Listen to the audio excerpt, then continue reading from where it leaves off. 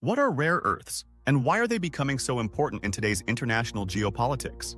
Imagine a world running on invisible fuel, not oil, not gas, but tiny, nearly weightless elements buried deep beneath the surface of the Earth that power everything from your phone screen to missile guidance systems. These are rare earths. 17 elements sitting quietly on the periodic table but screaming across global headlines. They're not actually rare in quantity, but they're rarely found in pure, concentrated forms. Extracting them is messy, expensive, and politically loaded. Why the sudden buzz? Because they sit at the heart of the tech that defines modern power. Electric vehicles, wind turbines, fighter jets, satellites, and semiconductors. Without neodymium, there's no powerful magnet. Without dysprosium, your EV motor runs weaker. Without europium or terbium, your screens lose their glow. And here's where it gets geopolitical. China controls over 60% of rare earth production and over 85% of refining, which means supply chains, and therefore entire industries, are vulnerable to one country's internal decisions. In a world racing toward AI, green energy, and rearmament, rare earths are no longer just a mining topic. They are national security assets, economic weapons, and silent players in a new, high-stakes global game. So the question isn't just what rare earths are. It's this: who controls them, and what will they demand in return? Why is China's control over rare earths such a big deal? To understand modern power, follow what can't be replaced. Rare earths are like the vitamins of the industrial world. Tiny amounts, absolutely essential. And China? China owns the pharmacy. It's not just that China mines the most rare earths. It's that it refines, processes, and exports them with near-total global dominance. Over 85% of the world's rare earth refining happens in China. Western nations might have rocks, but they send them to China to be turned into usable components. This means that when China sneezes, the world's supply chain catches a fever. In 2010, they cut off rare earth exports to Japan over a diplomatic dispute. Instantly, global markets panicked. Prices spiked. It was a warning shot. Today, we are sure the stakes are even higher.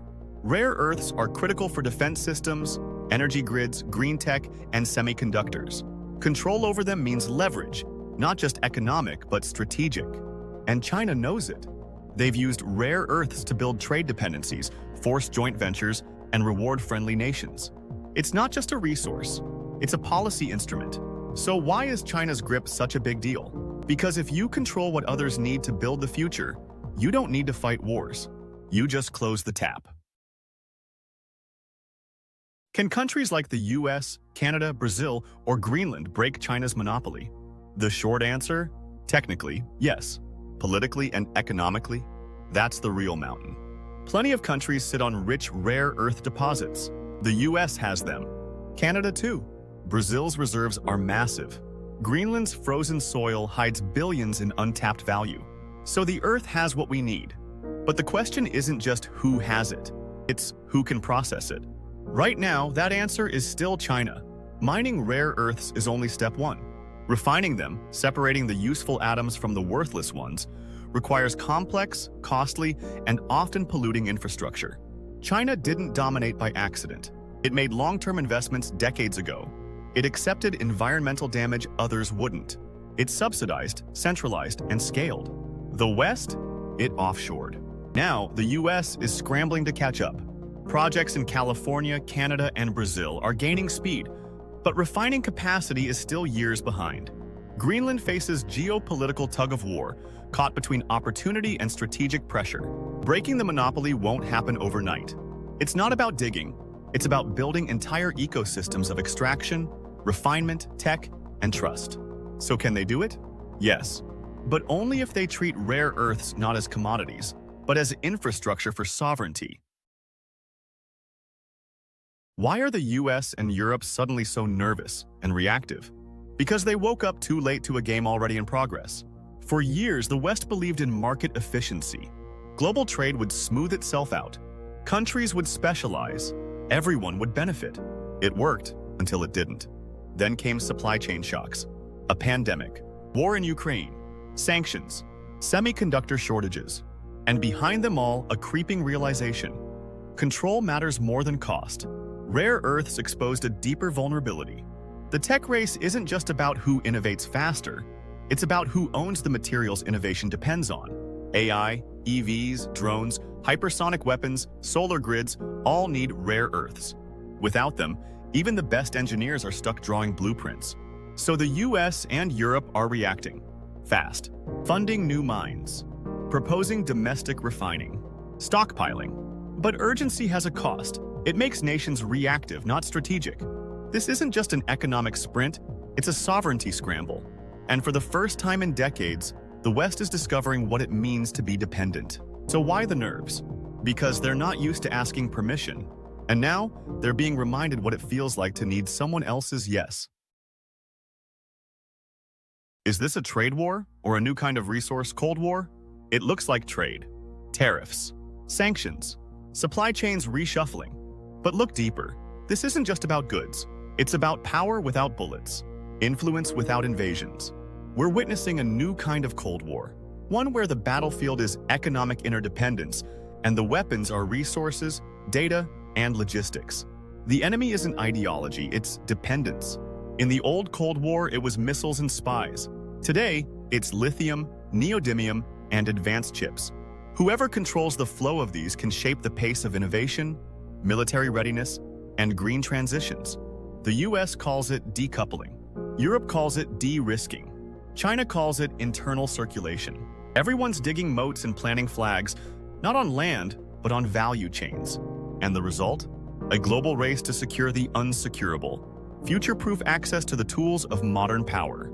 So no, this isn't just a trade war. It's something colder, slower, and potentially much longer lasting. What role does AI, EVs, and military tech play in this global scramble? Look at the future through a telescope, and you'll see rare earths in the gears. AI runs on chips. Chips need precision magnets. Magnets need neodymium. Electric vehicles need batteries, motors, sensors, each one tied to rare earths. Modern missiles and fighter jets? They can't fly straight without them. Even your phone's vibration motor is whispering a dependency. This isn't just about tech advancement. It's about who gets to advance. Who builds the next generation of supercomputers? Who launches the most resilient satellites? Who electrifies their armies? The answer increasingly depends on who controls the materials behind the curtain. And that's the deeper layer. This isn't a supply chain issue. It's a sovereignty issue, a control the future issue. Because every future-facing technology from AI governance to climate tech to quantum defense must cross a bridge built with rare earths. And whoever holds the toll booth decides who gets through and who waits. So when we talk about rare earths, we're not just talking about metals. We're talking about gatekeeping the future. And the deeper question becomes, should any one nation have that power? How are countries like Germany, the UK, and France preparing to respond? If rare earths are the toll gate to the future, then Europe is quietly building a map of backroads. Germany has already begun shifting parts of its automotive and industrial ecosystem toward defense manufacturing, a strategic pivot that hedges against disruptions and deepens national resilience. The UK is pursuing bilateral partnerships, carefully weighing US pressure against EU re-engagement. And the European Union? It's slowly doing what it does best, building long-term institutional infrastructure. New mining projects are underway in Sweden and Greenland. Strategic alliances are forming with Brazil, Australia, and African nations rich in critical minerals. Refining capacity is being explored in France and the Netherlands. It's slower than China's sprint, but more sustainable. Beyond minerals, Europe is investing in circular economies, recycling rare earths from electronics, creating closed-loop systems, and funding research to reduce dependence altogether. This isn't about matching China move for move. It's about building a different game, one where transparency, sustainability, and strategic depth create an ecosystem too valuable to threaten. So while the US shouts and China squeezes, Europe is drafting blueprints. Not loud, not fast, but possibly the most future-proof of all. What's Trump doing, and why is his chaos strategy so effective? He doesn't build systems. He disrupts them. Trump's power doesn't come from careful planning or institutional depth. It comes from unpredictability, from forcing the world to react. Tariffs one day, praise the next. Threats, then deals. It looks erratic, but it's engineered volatility, calculated chaos. And here's the twist. That chaos works in short cycles. It overwhelms slower opponents, hijacks media oxygen, and creates the illusion of strength through motion. It forces complexity into simplicity. We win, they lose. His team doesn't just wing it. They use data, feedback loops, even AI-driven sentiment mapping to find pressure points in public opinion and global markets. But instead of building coalitions, they burn bridges to control the path forward. This isn't leadership in the traditional sense. It's disruption as a political brand. And while it can shake the board, it rarely sets the next move. So why does it work? Because people confuse noise with impact. But long-term power doesn't come from shaking the world. It comes from holding it steady when it shakes itself. And that's the danger. When the noise fades, what's left? Is the world learning? Or are we just repeating history with better tools? Rare earths are our mirror. They show us who we are and what we still chase. Control, advantage, security. The names change. The tools evolve. But the game? Still familiar. In the past, it was oil. Before that, spices. Before that, silver, silk, salt. We've always fought over what moves economies, what moves empires.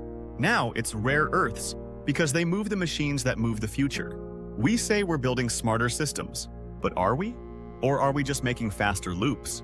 More advanced weapons, more efficient extraction, more strategic dependencies, but the same core instinct. Get there first, lock the gate, control who follows. It raises a harder question. Are we using technology to build a fairer world, or just to win the same old game faster? If rare earths are the bloodstream of tomorrow's world, then who gets to write the DNA? Maybe we're not just managing resources. Maybe we're testing maturity, and history is watching to see who finally breaks the cycle.